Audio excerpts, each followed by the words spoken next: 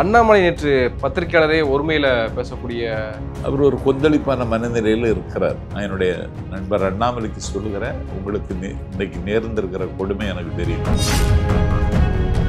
ஒரு அண்ணா திமுகவினுடைய முதலமைச்சராக இருந்தவர், அவர் திமுக வரும் என்று மக்கள் நினைக்கிறார்கள்னு சொல்றத நிறுத்திக்கிட்டே. ஆமா, எடப்பாடி முதலமைச்சர் ஆவார்னு எருமை கூட சொல்லலையே.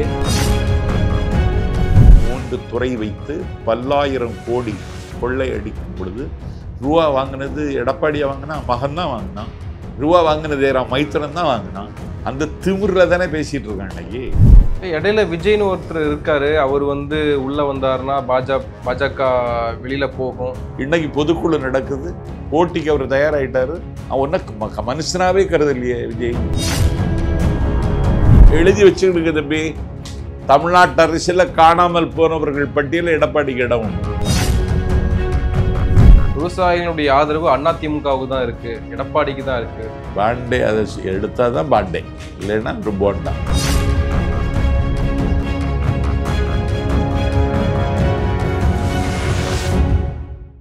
சவுத் பீட் நேயர்களுக்கு வணக்கம்.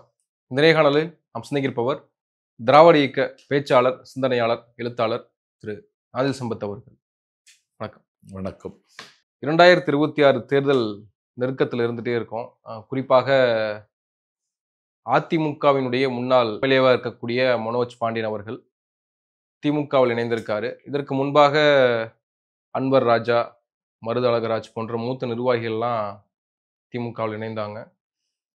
இப்படி இந்த மாதிரியான துரோகிகள் தான் 2021 தோல்விக்கான காரணங்களாக இருந்தாங்க அப்படின்னு எடப்பாடி சொல்லியிருக்காரு. இப்போ துரோகிகளை வச்சுக்கிட்டு தான் 2021 தேர்தலை சந்திச்சிருக்காரா அப்படின்ற கேள்வி எழுது. நீங்க எப்படி பார்க்குறீங்க அதை? துரோகம் என்கிற வார்த்தையை உச்சரிப்பதற்கு கடுகளவும் தகுதி இல்லாதவர் எடப்பாடி பழனிசாமி. ஒரு சிறைக்கு போக வேண்டிய ஒரு நிலைமைக்கு சசிகலா ஆளான பொழுது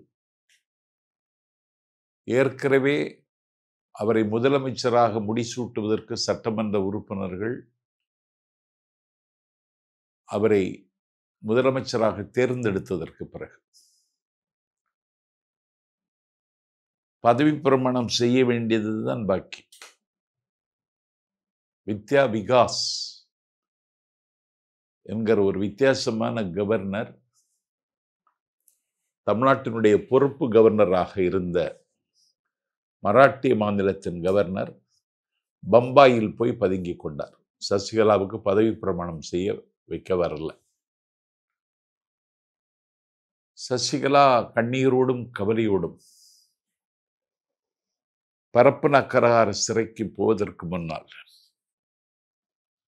எடப்பாடி பழனிசாமி முதலமைச்சராக தேர்ந்தெடுத்து அறிவித்துவிட்டு அவர்கள் புறப்பட்டார்கள், சிறைக்கு போனார்கள்.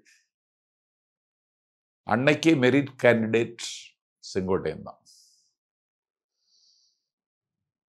அதுல பணம், அதிகாரத்தின் மூலம் அடித்து குவித்த பணம் அவன்தான் இருக்கு எடப்பாடிட்ட.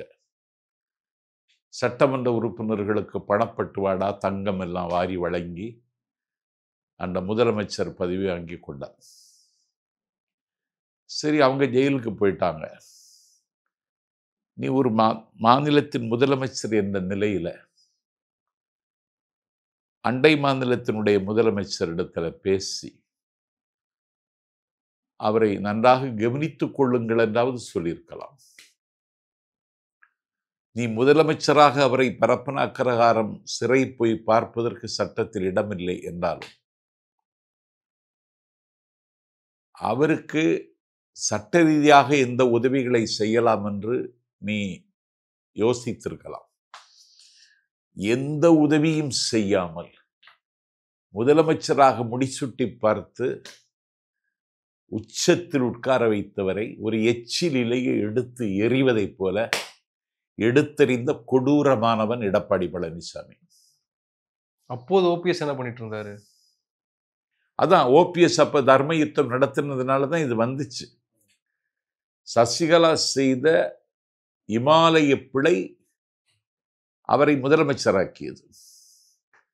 ஒரு திருக்குறள் இருக்கு, நன்று ஆற்றலுள்ளும் தவறுண்டு, அவரவர் பண்பறிந்து ஆற்றாக்கடை. நன்மை எல்லாருக்கும் செய்திடக்கூடாது. அந்த நன்மைக்கு நன்றியோடு நடந்து கொள்ளுகிறவனுக்கு தான் நன்மை செய்யணும் அப்படின்னு திருக்குறள் சொல்லுது. இவருக்கு பண்பு இல்லாதவன் இன்னைக்கு என்ன செய்துட்டார்? இவரு செங்கோட்டையன் துரோகிங்கிறார். செங்கோட்டையன் உடம்புல ஓடுற ரத்தம் பூரா அதிமுக ரத்தம். அவர் அதிமுகவினுடைய ஃபவுண்டர்ல அவர் ஒரு ஆள். 1977 கோபிச்செட்டிப்பாளையம் தேர்தலில் நின்று 1980, 89 to 91 2 வருடங்கள் தவிர ஒரே தொகுதியில தொடர்ந்து சட்டப்பேரவை உறுப்பினராக கொடிநாட்டி வருகிறவர் செங்கோட்டையன். அந்த செங்கோட்டையன் துரோகின்னு சொல்றத எடப்பாடி பழனிசாமி திரும்ப பெற வேண்டும். இல்ல, என்னை எதிர்த்தா என்ன கதைன்னு செங்கோட்டையனை பார்த்து தெரிஞ்சுக்க. இல்ல, இது உங்களுக்கு விளையாடுவதற்கல்ல. அதிமுக மிகப்பெரிய அமைப்பு, அதிகாரத்தில் இருந்த அமைப்பு, அதிகாரத்திற்கு வருவதற்கு தகுதி உள்ள அமைப்பு. அந்த கட்சியை ஒருங்கிணைக்க வேண்டும் என்று சொன்னதை தவிர அவர் என்ன குற்றம் செய்தார்? எதுவும் செய்யல. 10 நாள் கெடு விதிக்கலாமா பொதுச் செயலாளருக்கு? 10 நாள் இல்ல, ஒரே நாள்ல கெடு விதிச்சிருக்கணும். உடனடியாக முடிவெடுக்கணும். ஏன்னா அதிமுகவின் வரலாற்றில் 72 தொடங்கிய இயக்கம் 13 இடங்கள்ல 3வது இடத்துக்கு வந்திருக்கிறது. ஒரு தொகுதியில டெபாசிட் இழந்திருக்கிறது. ஒரு தொகுதியில 4வது இடத்துக்கு வந்திருக்கிறது. எடப்பாடி பழனிசாமி கட்சியினுடைய தலைமை பொறுப்பை ஏற்றதற்கு பிறகு சந்தித்த தேர்தலில் எல்லாம் தோல்வி. நீதான் துரோகி. இந்த கட்சியை இன்னைக்கு அதனை உள்ளீடற்றதாக ஆக்கி அந்த கட்சியை ஒருக்குலைத்து உன்னுடைய தலைமை தர்பாருக்காக இந்த நாட்டில் உனக்கு ஆதரவாளர்கள் என்கிற பெயரால் அவர்களுக்கு கப்பம் கட்டி உன்னை நீ காப்பாற்றி கொண்டிருக்கிறாய். நீதான் துரோகி. அதிமுகவுக்கு மட்டும் துரோகி அல்ல, தமிழின வரலாற்றிலே நீ ஒரு பெரிய துரோகி. ஒரு அற்பத்தனமான வெள்ளி காசுகளுக்காக இன்னைக்கு யூதாஸ் காட்டி கொடுத்தான் ஏசுநாதரை. அந்த சிராஜுத்தௌலா இந்தியாவினுடைய விடுதலை போரை அன்றைக்கு கல்கத்தாவில் தொடங்கியவன் சிராஜுத்தௌலா. அவனாவை மீர்ஜாபர் காட்டி கொடுத்தான். வீரபாண்டிய கட்டபொம்மனை எட்டப்பன் காட்டி கொடுத்தான். அந்த ஜெகமங்க போரிட்ட வீரன் அவனை அன்னைக்கு இவன் புரூட்டஸ் காட்டி கொடுத்தான், அகஸ்டஸ் சீசரை. இன்னைக்கு நீ அதிமுகவையும் காட்டி கொடுத்து தமிழ்நாட்டினுடைய பெருமைக்கு நீ இன்னைக்கு ஒரு பெரிய களங்கமா இருக்க. இவ்வளவு பெரிய தோல்வி சந்தித்ததற்கு பிறகு உனக்கு என்ன மிடுக்கு? கட்சி அவர்கிட்ட தான் இருக்கு, நிர்வாகிகள் அவர்கிட்ட தான் இருக்கு. கட்சி அவர்கிட்ட கிடையாது. மாவட்ட செயலாளர்கள் இருக்காங்க. இந்த மாவட்ட செயலரை மாத்திட்டு ஒரு மாவட்ட செயலர் போட்டா கதை முடிஞ்சு போச்சு. இன்னைக்கு அண்ணன் ஸ்டாலின் செய்யலையா? ஈஸ்வரசாமின்னு ஒன்றிய செயலாளர், பொள்ளாச்சி நாடாளுமன்ற உறுப்பினர், இன்னைக்கு மாவட்ட செயலாளர். நாடாளுமன்ற உறுப்பினர் தம்பி கதிரானந்த் இன்னைக்கு மாவட்ட செயலாளர். ஒரு தூக்கி போட்டுட்டு போயிட்டே இருக்க வேண்டியதுதான். இவங்களுக்கு இந்த தலையில ஒளிவட்டமா இருக்கு, ஒரு புண்ணாக்கும் கிடையாது. எம்எல்ஏக்கள் அவர் பக்கம்தான் இருக்காங்க. மூத்த நிர்வாகிகள் கட்சி தலைமை பொதுச் செயலாளர் என்ன சொல்றாரோ அதை ஃபாலோ பண்றதுன்னு அவங்களுடைய வேலையா இருக்கும். அது எப்படி ஜனநாயக அமைப்பில் அப்படி ஒன்றும் கிடையாது. எதிர்த்து கேள்வி கேட்கக்கூடாதா? இல்ல, கட்சி தலைமை கட்டுப்பட்டு தான் நடக்கணும். கட்சி தலைமை என்ன கட்டுப்படணும்? நீ கட்சியை அழிப்ப பார்த்துட்டு இருக்கணுமா? அந்த கட்சிக்காக ரத்தமும் சதையும் கொடுத்தவங்க செங்கோட்டையன்.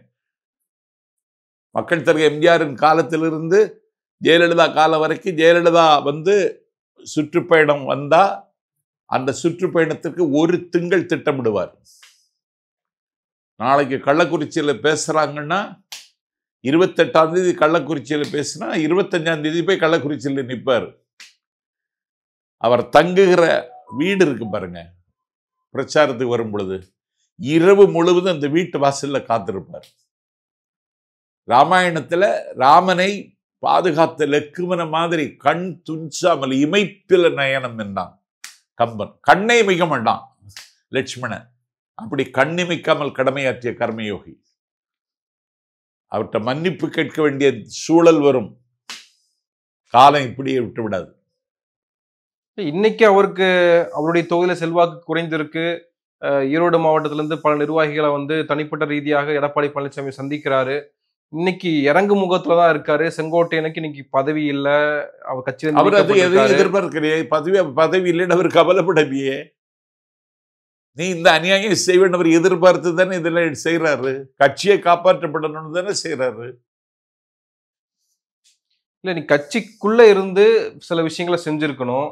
இல்ல உட்கட்சி பிரச்சனைகளை நீ தான் ஒண்ணும் கேட்கறது இல்லையே. உன் வீடு தேடி 6 பேர் வர்றாங்க, செங்கோட்டையன் உட்பட. நீ 6 பேர் வரலன்னு சொன்னியே, அயோக்கிய. போய் சொன்னது நீயா அவங்களா?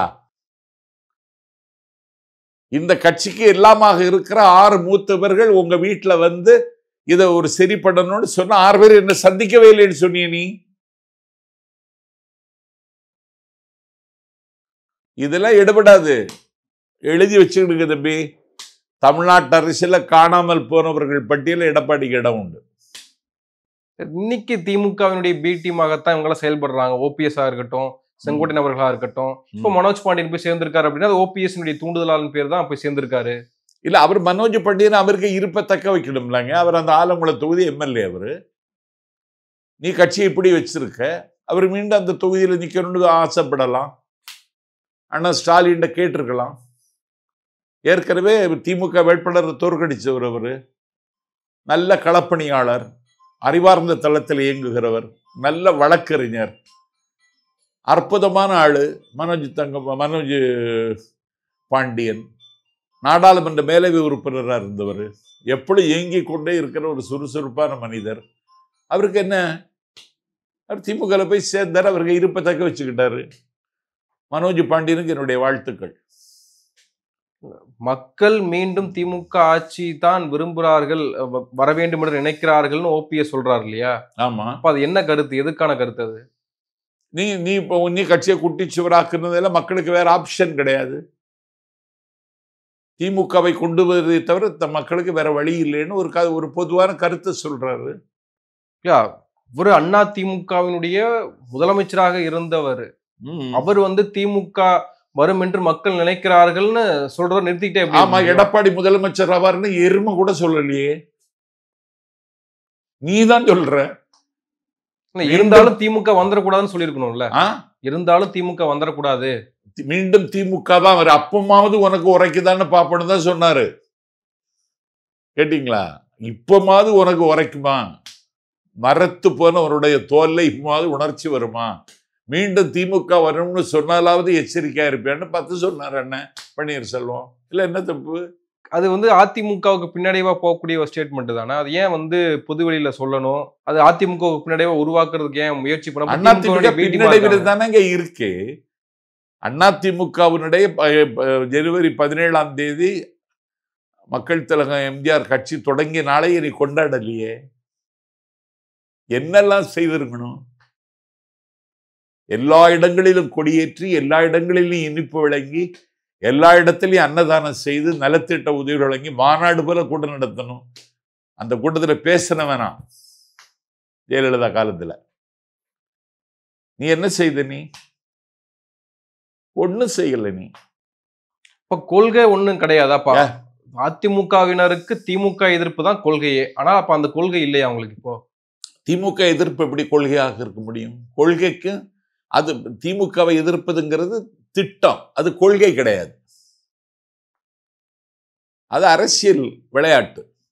திமுகவை எதிர்ப்பதுங்கிறது அது கொள்கை. எப்படியாகும்? திமுக எதிர்ப்பு உருவாக்கப்பட்ட இயக்கம் தானே அது. எது? திமுக எதிர்ப்புல உருவாக்கப்பட்ட இயக்கம் தானே அண்ணா திமுக. ஆனா இன்னைக்கு எல்லாரும் போய் அங்க சேர்றப்போ எம்ஜிஆர் ஜெயலலிதாவுக்கு பிறகு ஸ்டாலின் தான் அப்படின்னு சொல்றப்போ அப்ப இவங்க எல்லாம் என்னவா இருக்காங்க? அந்த அரசியலுக்கு அண்ணன் ஸ்டாலின் முடிவு கட்டிட்டாரு. முதலமைச்சராக பதவி இருக்கிறார். ஓ பன்னீர்செல்வம் வருகிறார். கவர்னரும் பன்னீர்செல்வமும் அண்ணன் ஸ்டாலினும் ஒரே மேசையில உட்கார்ந்து சாப்பிடுறாங்களே. ஜெயலலிதா காலத்தில் நடக்குமா? அதிமுகவின் அவைத்தலைவர் மதுசூதனை இறந்து போறார். எடப்பாடி பன்னீர்செல்வம் போறதுக்கு முன்னாடி ஆளா போனவர் அண்ணன் ஸ்டாலின். ஜெயலலிதா அவனுடைய அம்மா உணவகத்தில் இருக்கிற போர்டை உடைச்சிட்டான் திமுக தொண்டன். உடனடியாக அவனை கைது செய்து சிறையில் எடுத்து அவன் மேல வழக்கு போட்டு அவனை கட்சியை விட்டு நீக்கினவர் ஸ்டாலின். அதிமுகவை எதிர்ப்பது அரசியலுங்கிறது முடிஞ்சு போச்சு ஜெயலலிதா காலத்தோட. அண்ணன் ஸ்டாலின் அணுகுமுறை நாகரிகமான அணுகுமுறை,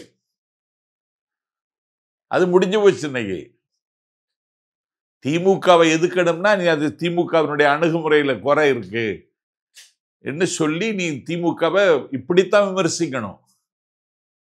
திமுகவை எதிர்த்து தொடங்கின இயக்கம்னு சொல்லிட்டெல்லாம் வண்டி இனிமேல் வண்டி ஓட்ட முடியாது. திமுகவை எதிர்ப்பதற்கான எந்த யோக்கியதையும் உனக்கு கிடையாது. திமுக மட்டும் வாரிசு அரசியல் இல்ல, அண்ணா திமுகலையும் வாரிசு அரசியல் இருக்கு. அது மகன் மைத்துனர் அரசியலாக இருக்கு. அவங்க கட்டுப்பாட்டுல அண்ணா திமுக இருக்குன்னு செங்கோட்டையன் சொல்றாரு. ஆமா, உண்மைதானே. இதற்கு முன்பாக இருந்தது இல்லையா? சசிகலா காலத்துல இருந்தது இல்லையா? எது? சசிகலா அவர்கள் குடும்பம் அவங்களுடைய ஆதிக்கம் அதிகமாக இருக்கு அண்ணா திமுகல. அவங்க எல்லாம் ஜெயலலிதாவாலே விலக்கி வைக்கப்பட்டவர்கள்னு பிரச்சனைகள் இருந்தது இல்ல? அவங்க சேர்த்துக்கிட்டாங்கல்ல, பிறகு சேர்த்துக்கிட்டாங்க. தினகரனை மட்டும் சேர்க்கல. தினகரன் போய் அந்த அம்மாட்ட நிக்கல, என்னை சேர்த்துக்கன்னு கேட்கல. அவரு போதும் அப்படின்னு இருந்தாரு. ஒரு ஆளை விலக்குறது நீக்கிறதுங்கிறது எல்லா கட்சியிலையும் நடக்கிற வேலை தாங்க. அவருக்கு எடப்பாடிக்கு மகன் தான் ரூபா வாங்குறான் தெரியுமா உங்களுக்கு? பொதுப்பணித்துறை, நெடுஞ்சாலைத்துறை, துறைமுகங்கள் 3 துறை வைத்து பல்லாயிரம் கோடி கொள்ளை அடிக்கும் பொழுது ரூபா வாங்கினது எடப்பாடியா வாங்கினா? மகன் தான் வாங்கினான். ரூபா வாங்கினது மைத்திரன் தான் வாங்கினான். அந்த திமிர்ல தானே பேசிட்டு இருக்கான் அன்னைக்கு. வாரிசு அரசியல்னா அன்னைக்கே செங்கோட்டையன் குரல் கொடுத்துருக்கணும்ல. சசிகலாவுக்கு எதிராக, டிடிவிக்கு எதிராக குரல் கொடுத்துருக்கணும்ல. வாரிசு அரசியல் தான் பிரச்சனை அப்படின்னா இல்ல, அவரு ஜெயலலிதா விட்ட எல்லாம் எதிர்க்க வேண்டும் என்ற மனப்பான்மையே கிடையாது அவருக்கு. ஜெயலலிதாவையோ தலைமையோ கேள்வி கேட்கணும், விமர்சிக்கணுங்கிற இதே கிடையாது அவருக்கு. அவருடைய மகன் கதிர் அவர் அரசியலுக்கு கொண்டு வரலையே. அவரு ஓரளவுக்கு பொது வாழ்வில் நாணயமாகவோ நேர்மையாகவோ நடக்கணும்னு நினைச்சிட்டு பயணம் செய்கிறாரு. இன்னைக்கும் சொல்றேன், கன்னியாகுமரி மாவட்டத்தினுடைய கடைசி எல்லையில் இருக்கிற ஒரு தூத்தூருங்கிற ஊர்ல இருக்கிற ஒரு மீனவன் நண்பன், அவன் செங்கோட்டையன் தான் தலைமை தாங்கணும்னு ஏன்டா சொல்றான் சார். நேத்தைக்கு அண்ணன் இதை எங்கேயாவது சொல்ல முடியுமான்னு கேட்குறான். நான் சவுத் வீட்டுல சொல்லிடுறேன், அவ்வளவுதான். ஆனா இன்னைக்கு செங்கோட்டையன் எல்லாமே பரிதாபமா இருக்கு. ஒரு பரிதாபம் கிடையாது. என்ன பரிதாபம்? ஒரு பரிதாபம் எடப்பாடிக்கு தான். பரிதாபத்தில் ஒன்று செங்கோட்டையன் கிடையாது. அவர் எல்லாத்தையும் பார்த்துட்டாரு. திமுகவை வீழ்த்துவதற்கு ஒரு பெரிய அணி அமைக்க போறோம்னு சொன்னல, அமைக்க முடிஞ்சுதா உனக்கு? நீ நாரப்பற நிதிஷ் குமார் பழைய சோசியலிஸ்ட், அவன் டெல்லியில ரயில்வே மினிஸ்டரா இருந்தவன் அடல் பிஹாரி வாஜ்பாய் காலத்துல. பீகார்ல முதலமைச்சர் 20 வருஷம். இன்னைக்கு அவருக்கு கட்சிக்கு 101 தொகுதி. இல்லாத கட்சி பீகார்ல ஒன்றும் பிஜேபி கிடையாது, அவங்களுக்கு 101 தொகுதி. நாளைக்கு கணக்கு போட்டுக்கிடுங்க, அதிமுகக்கு 90, பிஜேபிக்கு 90. யாரு முதலமைச்சர்? நிதிஷ் முதலமைச்சர்னு சொல்றானோட தேர்தல் முடிந்த பிறகு சொல்றோம். நான் இங்கேயும் அது மாதிரி சொல்லுவான், தேர்தல் முடிந்ததுக்கு பிறகு சொல்லுவோம் அப்படின்னு சொல்லுவான். நயனார் நாகேந்திரன் முதலமைச்சர்னு அறிவிச்சிட்டு போயிடுவான். இடையில விஜய்னு ஒருத்தர் இருக்காரு, அவர் உள்ள வந்தாருன்னா பாஜக வெளியில போகும், இல்ல பாஜக வெளியே போன பிறகு அதிமுகவும் தவைக்காவும் இணையறதுக்கான வாய்ப்புகள். விஜய் எங்க உள்ளுக்கு வருவாரு? அதிமுக கூட்டணி இல்லையா? அது எப்படி வருவாரு? யார் முதலமைச்சர் அப்போ? நான் முதன்மை சக்தின்னு சொல்றாரு விஜய், அவர் தான் முதலமைச்சர் அறிவிக்கிறாங்க. நேற்றுக்கு மட்டும் 3084 நிர்வாகிகளை அறிவிச்சிட்டாங்க. இன்னைக்கு பொதுக்குழு நடக்குது, போட்டிக்கு அவர் தயாராயிட்டாரு. அவன் மனுஷனாவே கருதலையே விஜய். அதிமுக இப்ப எப்படி இருக்குன்னு உங்களுக்கு தெரியும்ல, அதோட முடிச்சிட்டாரு. ஒன்னையோ அமைப்பையோ ஒரு கட்சியாவே அவர் நினைக்கலையே தம்பி விஜய். பாராட்டலாம் விஜய். அப்போ வந்து 4 முனை போட்டி இருக்க போகுதா 2026ல? விஜய் தலைமையில ஒரு போட்டி, அமித்ஷா திமுக தலைமையில ஒரு போட்டி, 2. வேற எது? டிடிவி எடப்பாடி திமுகன்றாரு. எடப்பாடி திமுக தான். திமுக சரிதான், அவனுக்கு திமுக தான். அது முடிஞ்சு போச்சு. அண்ணாமலை நேற்று வந்த பொழுது அங்க ஏஎன்ஐ பத்திரிகையாளர் கேட்ட கேள்விக்கு பதில் சொல்ல முடியாம பத்திரிகையாளரே ஒருமையில பேசக்கூடிய நிகழ்ச்சி நடந்தது. அதுக்கு இதற்கு முன்பாகவும் பத்திரிகையாளர்கள் மீது அவர் இந்த மாதிரியான பேச்சுக்களை அவர் தொடர்ந்து பயன்படுத்தி இருக்காரு. நேற்றும் அது நடந்திருக்கு. எப்படி பார்க்குறீங்க அவருடைய அணுகுமுறை? இல்ல, அண்ணாமலைக்கு ஏற்கனவே இது செய்திருக்காரு. அவர் பிஜேபி தலைவராக இருந்த பொழுதே இப்படி பத்திரிகையாளர்கள் அவமதிச்சிருக்காரு. அவர் ஒரு கொந்தளிப்பான மனநிலையில் இருக்கிறார்.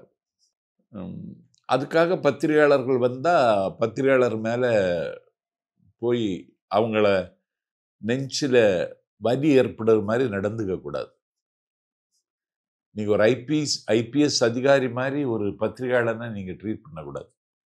நான் என்னுடைய நண்பர் அண்ணாமலைக்கு சொல்லுகிறேன், உங்களுக்கு இன்னைக்கு நேர்ந்திருக்கிற கொடுமை எனக்கு தெரியும். அதுக்காக நீங்கள் கவலைப்படக்கூடாது. அந்த கட்சியில் தமிழ்நாடு முழுக்க இருக்கிற பிஜேபி தொண்டர்கள் உங்களை ஒரு காலத்தில் நல்லா ஒத்துக்கிட்டாங்க. அது மாதிரி இந்த பத்திரிகையாளர்களுக்கு மேலே சாடுவது மோதுவது என்பது தவிர்க்கப்பட வேண்டும். இது அரசியல் அநாகரிகம்.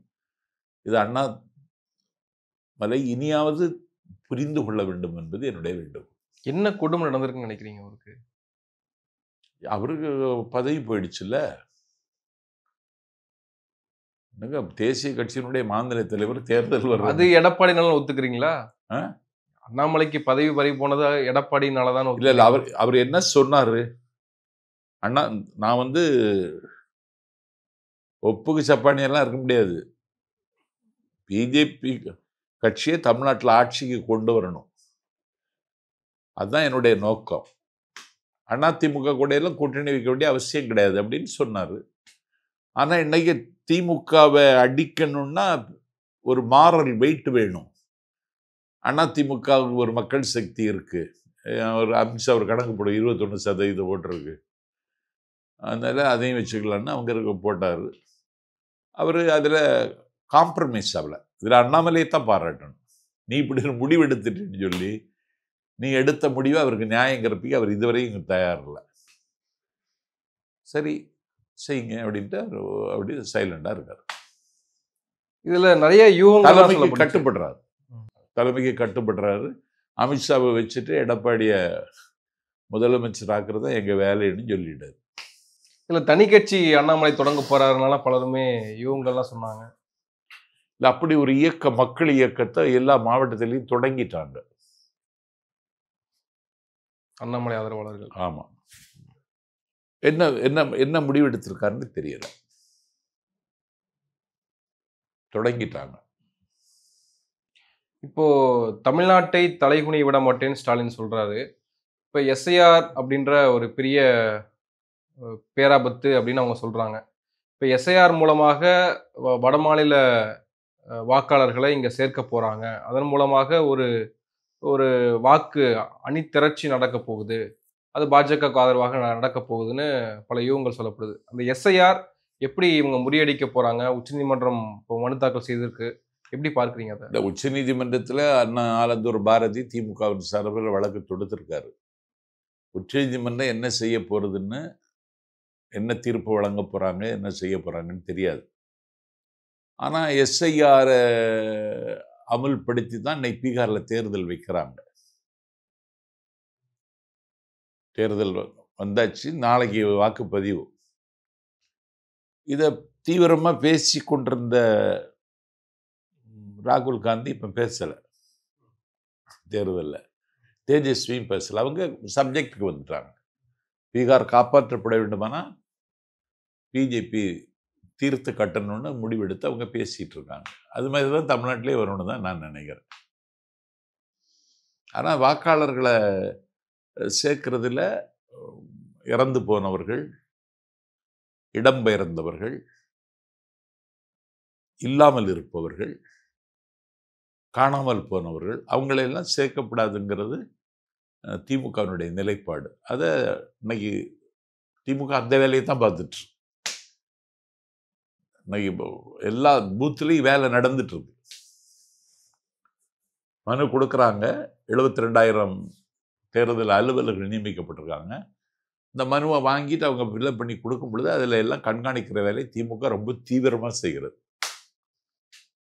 ஆனால் அதிமுக ஜெயக்குமார் என்ன சொல்றாரு, நீங்க வேண்டாம்னு நீங்க எஸ்ஐஆர் போனீங்கன்னா நாங்க வேண்டும்னு போவோம். அதான் சொன்னாங்க, அடிமை ஆயிட்டாங்க. அடிமை ஆயிட்டாங்கிறது இது அடையாளம். நீ எதுக்காவது வேண்டாமா? அதுக்கு கூட நீ தயார் இல்லை.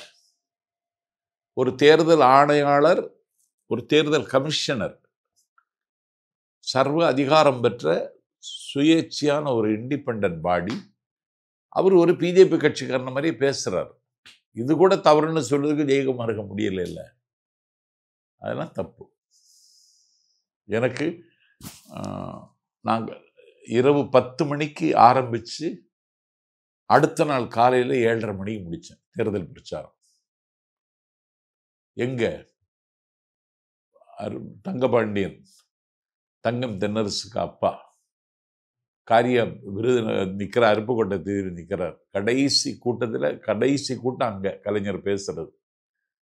அந்த கூட்டத்தில் நான் 10 மணிக்கு போகிறேன், என்னை பேச விட்டாங்க. நான் 7:30 மணி வரைக்கும் பேசினேன். ஏன்னா கலைஞர் வரைக்கும் பேசணும்னாங்க. 9:30 மணி நேரம் பேசினேன். தேர்தல் பிரச்சாரம் என்பது திருவிழா மாதிரி கட்சிக்காரனுக்கு. அப்படி உற்சாகமாக இருக்கும். இன்னைக்கு என்ன பண்ணிட்டான், சேஷன் ஒருத்தன் செத்து போனான். அந்த சேஷன் 10 மணிக்கு மேலே பேசப்படாதுன்ட்டான். இது என்னன்னா, கொள்கைக்கும் லட்சியத்திற்கு அவங்க திட்டமிட்டு செய்த வேட்டுது. தேர்தல் என்பது அண்ணா சொன்னார், உங்களுக்கு அறுவடை காலம், எங்களுக்கு விதைக்கிற காலம். நாங்கள் தேர்தல் பிரச்சாரத்தை சும்மா செய்ய மாட்டோம், அங்கேயும் கொள்கை பேசுவோம். ஒரு மூமெண்ட்டை கட்டி அமைக்கிற வேலை அது. இதை நாங்கள் செய்தோம். இன்னைக்கு 10 மணிக்கு மேலே பேச முடியாது. 10 மணிக்கு மேலே வாட்சை பார்த்துட்டே பேசணும். ஒரு மினிட் ஆனால் என் மேலே கேஸ் போட்டுருவோம். அப்படி தேர்தல் ஆணையத்தினுடைய ஆணவ போக்குனால பிரச்சாரம் என்கிற கலையே போச்சு. இப்போ வாக்காளர்களுடைய உரிமையும் போய்கொண்டிருக்கிறது தான் திமுகவுக்கு கவலை, வேற ஒன்றும் இல்லை. திமுகவின் மீது இந்த ஆன்டி இன்குமென்சி அப்படின்றது இப்போ நேற்று நடந்திருக்கக்கூடிய கோவை பாலியல் குற்றச்சம்பவம், அதில் ஆக்ஷன் எடுத்திருக்காங்க, குற்றவாளிகளை சுட்டு பிடித்திருக்காங்க அப்படின்றத பார்க்கிறோம். ஆனால் இந்த மாதிரி நிகழ்வு நடந்துகிட்டே இருக்கு. பெண்களுக்கு பாதுகாப்பு இல்லாத மாநிலமாக தமிழ்நாடு உருவாகி இருக்கு அப்படின்ற விமர்சனங்கள் எதிர்கட்சிகளால் முன்வைக்கப்படுது. நீங்க எப்படி அதை பார்க்குறீங்க? இல்லை, அடுதலும் தொலைதலும் புதுவதென்று உலகத்து இயற்கை. அந்த சூழ்நிலையை பாருங்களேன். அவருடைய காதலை நான் தவறுன்னு சொல்லலை. ஆனால் அவர்கள் ஒரு காட்டுப்புறத்தில் ஒரு காரில் போய் பேசிக் கொண்டிருக்கிறார்கள். அதை காமாந்தக்காரர்களா கயவர்களான்னு தெரியாது, கண்டுபிடிச்சிட்டாங்க. அந்த இடத்துல நடந்த சம்பவம் இது. நடந்தது என்று சொன்ன உடனே காவல்துறை விழித்து கொண்டு காலில் சுட்டு இன்னைக்கு இந்த குற்றவாளிகளை பிடிச்சிட்டாங்க. 1 மாதத்தில் குற்றப்பத்திரிகை தாக்கல் செய்வோம்னு முதலமைச்சர் அறிவிச்சிருக்காரு. இது இந்தியா முழுக்க நடக்கும், தமிழ்நாட்டில் மட்டும் கிடையாது. ஆகவே இதை வச்சுட்டு சட்டம் ஒழுங்கு கெட்டு போச்சு, பெண்களுக்கு பாதுகாப்பு இல்லைன்னு சொல்லக்கூடாது. பெண்கள் பாதுகாப்பாகத்தான் இருக்காங்க. இங்கேருந்து சோழிங்கநல்லூருக்கு போகிறா என் மகா, ஸ்கூட்டியில் தான் போகிறா. சோழிங்கநல்லூர் அவளுக்கு இரவு வேலையை முடிச்சுட்டு விடியற்கால 5 மணிக்கு அதே ஸ்கூட்டியில் திருப்பி வர்றா அண்ணா சாலைக்கு. இப்படியெல்லாம் பெண்களுக்கு பாதுகாப்பான மாநிலம் தமிழ்நாடு தான். வானதி நேரா ஸ்பாட்டுக்கு போய், வானதிக்கே எந்த ஆபத்தும் இல்லையே இதுவரைக்கும், அதெல்லாம் சொல்லக்கூடாது. ஆனால் மற்றபடி விவசாயிகளுடைய ஆதரவு யாருக்கு இருக்கு? இப்போ சாணக்கியா கூட சர்வே எல்லாம் போட்டிருந்தாங்க. ரங்கராஜ் பாண்டே சர்வேல விவசாயிகளுடைய ஆதரவு அதிமுகவுக்கு தான் இருக்கு, எடப்பாடிக்கு தான் இருக்கு. அவரு விவசாயினுடைய பிரதிநிதியாக இருக்கிறார். இல்லை திமுகவுக்கு எதிரான ஒரு நிலைப்படம் தான் பாண்டே எடுப்பார். அதில் பாண்டே குற்றம் சொல்லி விடணும்ல. பாண்டே அதை எடுத்தால் தான் பாண்டே, இல்லைன்னா ஒரு போண்டா. நன்றி, உங்க நேரத்துக்கு மிக்க நன்றி. வணக்கம்.